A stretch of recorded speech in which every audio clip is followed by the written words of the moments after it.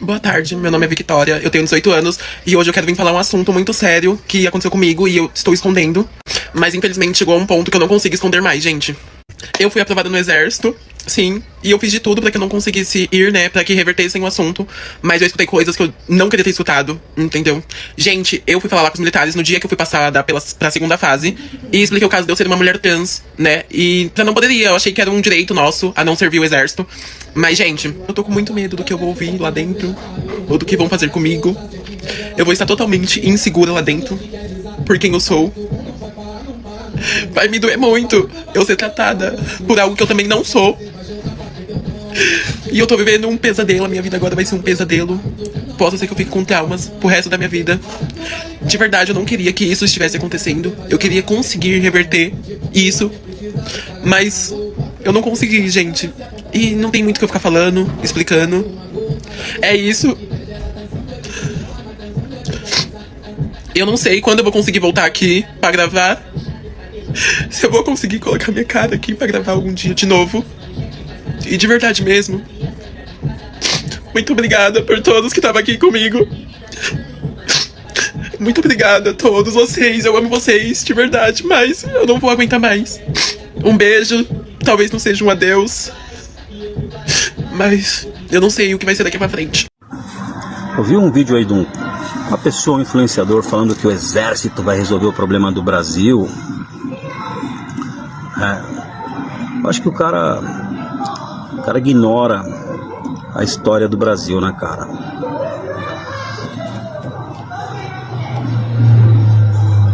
O Brasil, quando ele surgiu, gente, quando ele começou a ser colonizado lá atrás, lá pelos portugueses, eles dividiram isso aqui em capitanias hereditárias.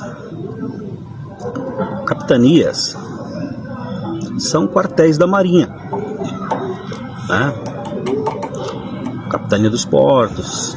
Quem manda, por exemplo, num quartel da Marinha é um capitão de mar e guerra. Não tem coronel, né? Capitão de mar e guerra é um coronel lá. Capitão de corveta é um tenente-coronel. Então, assim, o Brasil surgiu para ser explorado, né? Os caras começaram a mandar escravos, mandar presos e mandaram militares para fazer esse trabalho sujo. E é aí que surgem os militares brasileiros. Eles não surgiram aqui no Brasil para proteger o país, não. Eles surgiram para ajudar a explorar. Essa é a história verdadeira dos militares brasileiros. Aí, cara, eu fico vendo a pessoa falando, é porque os militares vão salvar o nosso país. Não viaja, mano. Nosso país tinha uma constituição que previa 4 poderes. Isso em 1824. Hoje ela só prevê 3 poderes. Sabe quem fez isso? O Exército Brasileiro. Assim que a família real brasileira acabou com a escravidão em 1888, em 1889 o Exército Brasileiro prendeu o imperador brasileiro, deportou a família real e escravizou o Brasil inteiro. Esses caras, eles são filhos dos donatários, são descendentes dos donatários do Brasil. Famílias nobres de Portugal. Quando aconteceu a Revolução Francesa, Napoleão Bonaparte começou a invadir a Europa, foi invadir Portugal e a família real brasileira fugiu para o Brasil. E o Brasil, que era colônia, passou a ser um reino unido de Portugal. E isso, obviamente, que deixou muito irritado os descendentes dos donatários. Como que chega aqui um rei fugindo e quer transformar nossa fazenda aqui num reino? Isso está errado. Então ali ele já comprou briga. Ele foi convocado para voltar para Portugal, né? Rei Dom João VI. morreu de causas misteriosas. Na sequência, convocaram também Dom Pedro I. E o Dom Pedro I, percebendo que era um engano, ele não quis ir. E aí ele declarou a independência do Brasil. E isso causou uma grande insatisfação dessas famílias dos donatários, militares brasileiros. Tanto é que o título dessas pessoas aí passou a ser coronéis. Começaram a receber título de coronel. Por exemplo, Tobias de Aguiar, né? Rondas Ostensivas Tobias de Aguiar. Quem foi Tobias de Aguiar?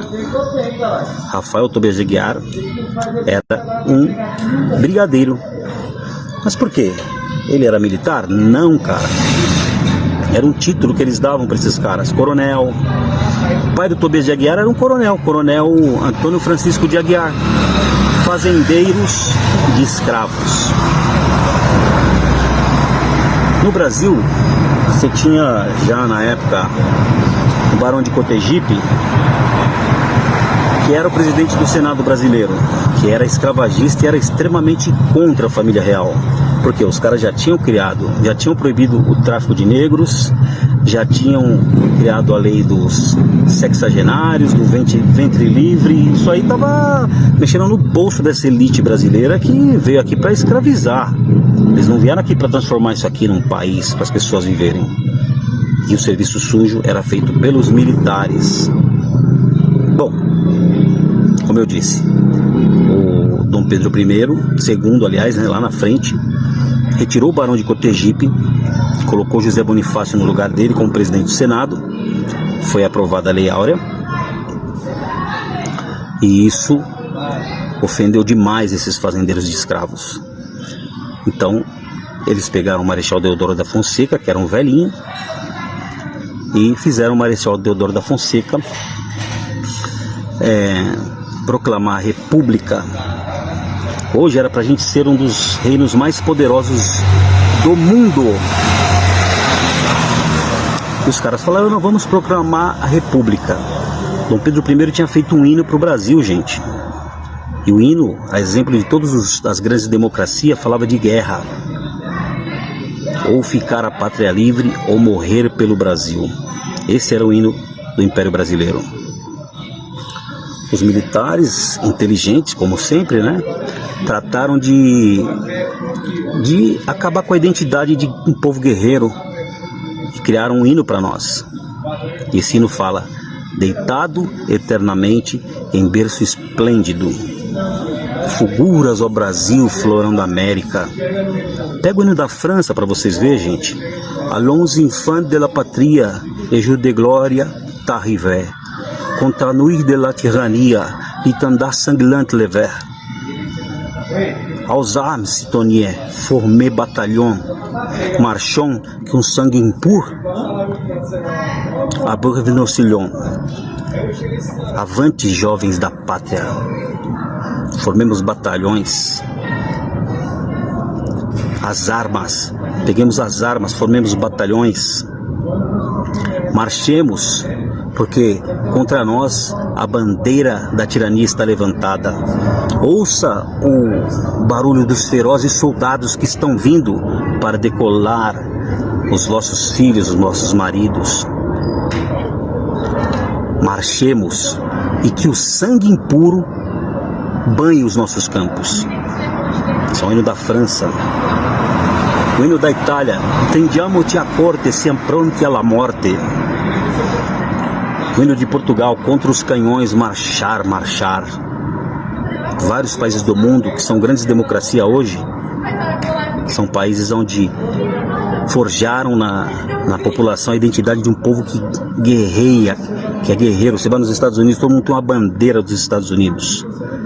Aqui no Brasil eles acabaram com o patriotismo, transformaram a gente num povo do samba, futebol e carnaval, deitado eternamente, berço esplêndido. Quem fez isso?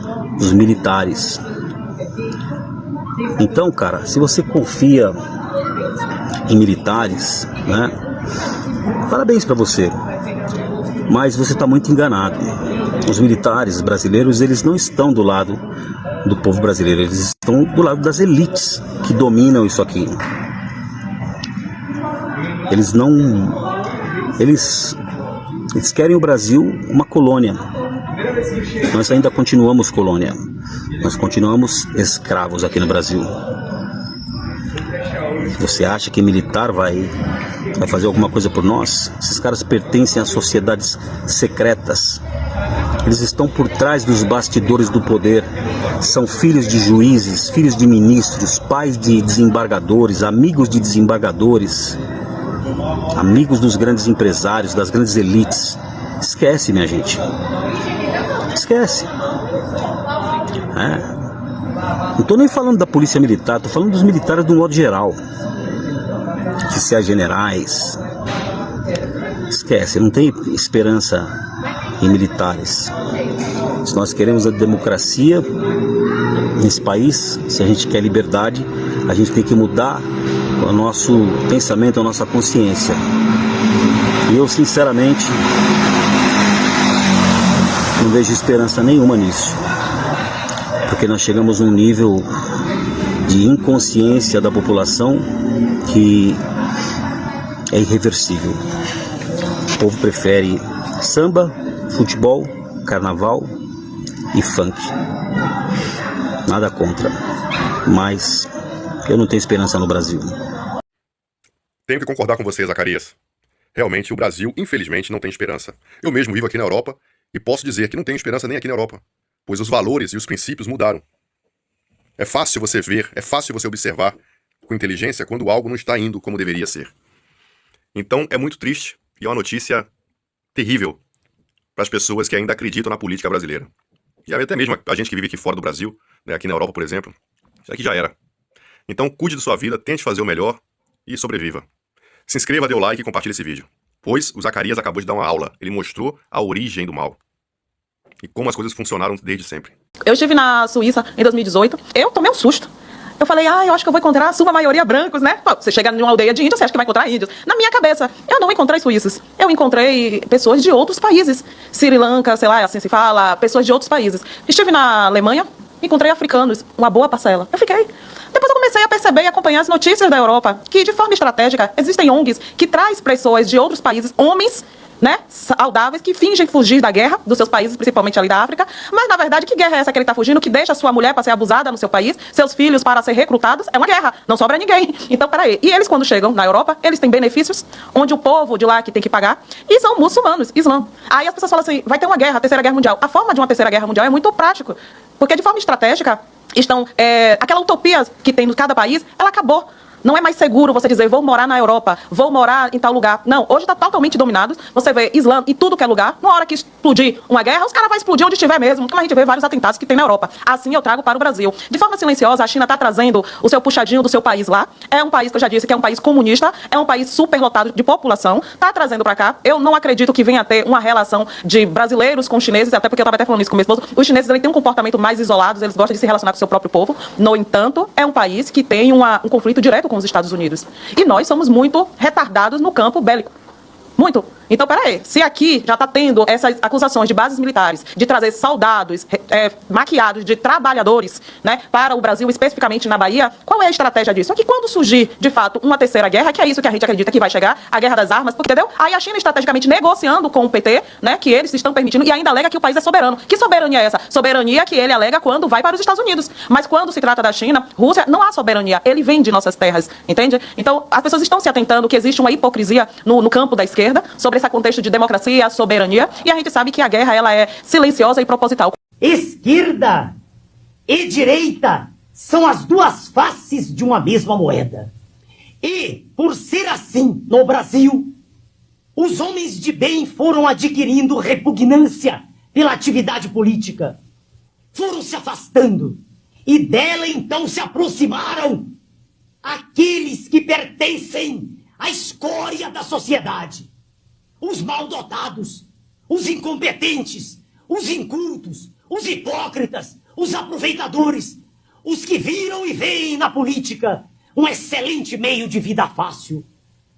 E é por tudo isto que estamos nesta situação de desgraça, de miséria cultural e falta de esperança. Esta é a realidade da política brasileira. Meu nome é Ernesto.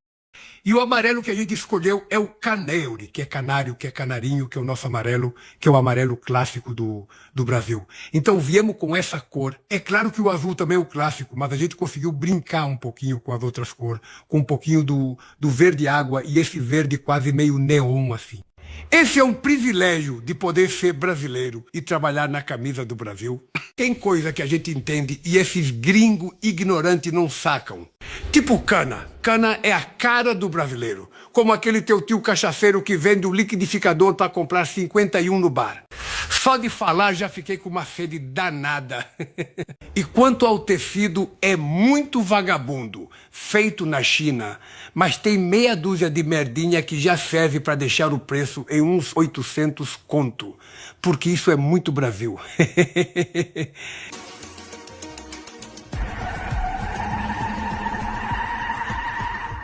Vai brasa. Alguém já disse essa merda torcendo pro Brasil? Parabéns Nike e CBF. Escolheram essa assombração pra criar a camisa da seleção brasileira. Mas tá suave, né? Afinal a gente tá na idade das trevas aqui no Brasil. O que tu achou dessa maluca aí do Brasa, ô Mauro? Olha, Bruce, eu poderia dizer um monte de coisa a respeito dessa moça, mas vou dizer só uma. É dentro. Bah, vai te fuder, Maurinho. Aí tu chutou muito o balde. Sebo, traz a tua visão intelectual do bagulho. Situação muito similar ocorreu na fase do terror na Revolução Francesa. Os jacobinos tinham aquela pelada marota de toda quinta-feira contra o sans-culotte e mandaram fazer o uniforme em um alfaiate hipster que usa lança e fuma resinado de filtro. O alfaiate entendeu errado o nome e em vez de jacobinos colocou jacomidos. Todos acharam muito engraçado e o alfaiate foi violado e decapitado. Bom, mas conseguimos um contato com o CEO da Nike que colocou essa drogada aí pra fazer essa merda, o designer Guillermo Cookies. Como vocês chegaram a essa ideia imbecil de brasa aí, ô vagabundo? O pensamento de vocês é retrógrado e anacrônico. Very corporate, absolute old fast fashion. Anyway, em nossos workshops, sempre que relaxávamos no hype de uma batida escutando um Chico, quando estávamos queimando uma baura, eu queria pitar, eu pedia to my fellas, hey dude, me passa a brasa. Tempos depois, my squad pedia de volta, me passa a brasa, me passa a brasa, me passa a brasa, Brasil. Brasa é meu ovo. Me basta aguentar esse monte de pé de rato na seleção e ainda tem que aguentar essa. Bem de boinhas, ô seu Macio. Vai te fuder. Bom, pessoal, não se esqueçam de se inscrever no canal e tchau. É isso aí, saúde! Foi traição.